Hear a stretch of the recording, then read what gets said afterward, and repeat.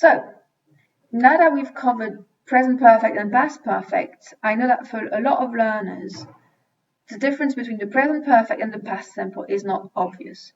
So what we are going to do now is that we are going to look at examples of sentences that contain verbs that are usually good indicators of the past simple. So remember, they were verbs of reported speech and verbs of reaction, except that in these examples, they're actually used in the present perfect.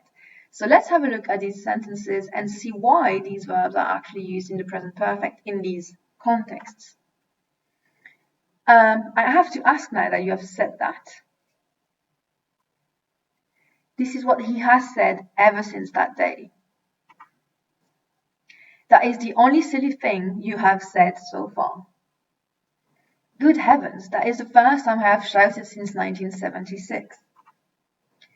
Maybe so, but you still haven't answered me. Right? So here we have the verb say and the verb shout and the verb answer, all verbs of reported speech. However, they are used in the present perfect. Let's see if we can find evidence or clues in the context that help us choose the present perfect rather than the past simple. I have actually highlighted these clues in red for this particular slide. I have to ask, now that you have said that, so there's a clear indication here with this adverbial that the present perfect should be the right form. This is what he has said ever since. Remember that ever was one of the strongest adverbials for the present perfect. So here, ever takes over, which means that we use the present perfect instead of the past simple. That is the only silly thing you have said so far. This example was actually used for the present perfect earlier, so with the adverbial so far. Good heavens, that is the first time I have shouted since 1976. Was the first time are associated with the perfect forms.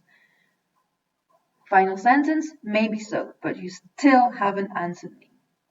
So these adverbials actually kind of force the use of a perfect form instead of a simple form, which is why here, even though we have these verbs that are mostly used in the past simple, we have them in the present perfect.